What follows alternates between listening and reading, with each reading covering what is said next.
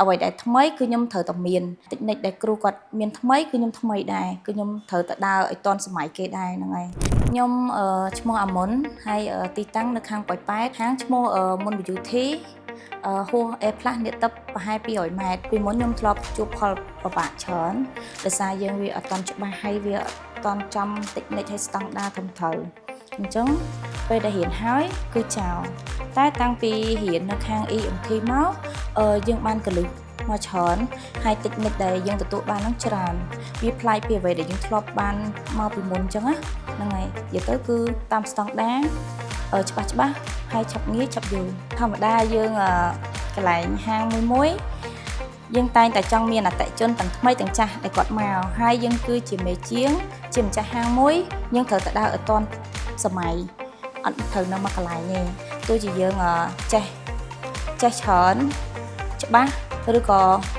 មានភ្ញៀវច្រើនក៏ដោយក៏យើងត្រូវរៀនថែមដែរយើងត្រូវតែដើរទៅមុខយើងអាចយកអាតិចនិចដែលចាស់ពីមុនមកយើងមកធ្វើសម័យថ្មីបានទេអត់ទេដូចអ្នកគ្រូនិយាយចឹងយើងបានមុតថ្មីមកច្រើនហើយនិយាយទៅ trend ឥឡូវ trend ថ្មីច្រើនផ្ទុះច្រើនណាហ្នឹងហើយអញ្ចឹងយើងបានតិចនិចនឹងមកច្រើនហើយ mapping មកល្អដាក់មកគឺលក្ខណៈនិយាយទៅគឺ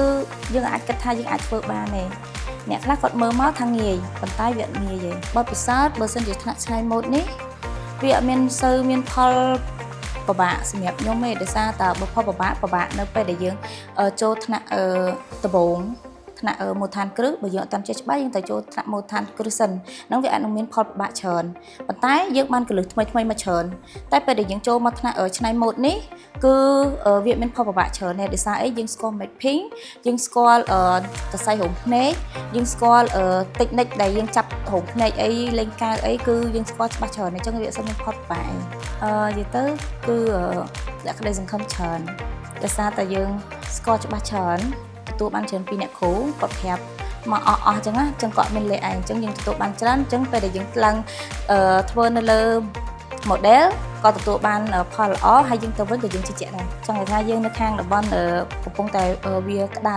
ប៉ុន្តែយើងត្រូវទៅមករកអ្វីដែលថ្មីនិយាយទៅគឺក៏អរគុណអ្នកគ្រូដែលគាត់បើកថ្នាក់ឆ្នៃម៉ូដនេះចាអរគុណច្រើនដើម្បីពួកខ្ញុំ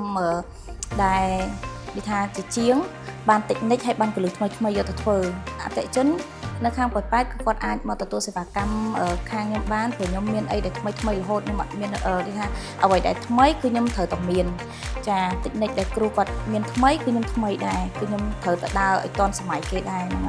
ហើយក៏ផ្ដាំផ្ញើដល់បងប្អូនដែលគាត់ចង់ចូលរៀនថ្នាក់ឆ្នៃម៉ូដឬក៏ថ្នាក់មូលដ្ឋានគ្រឹះអាចមកចូលរៀននៅខាងអ្នកគ្រូ EMT បាននិយាយទៅគឺខ្ញុំទទួលបទពិសោធន៍ខ្លួនឯងហើយគឺច្បាស់ហើយឆាប់ងាយយល់ទទួលបានផលពិតខាងហាងខ្ញុំមានគ្រប់សេវាកម្មទាំងអស់ប៉ុន្តែពីច្រើនគឺភ្ញៀវគាត់មកធ្វើសេវាកម្មតបភ្នែកច្រើនហើយនឹងកញ្ចក់ហើយសេវាកម្មម៉ាស្សាមុខ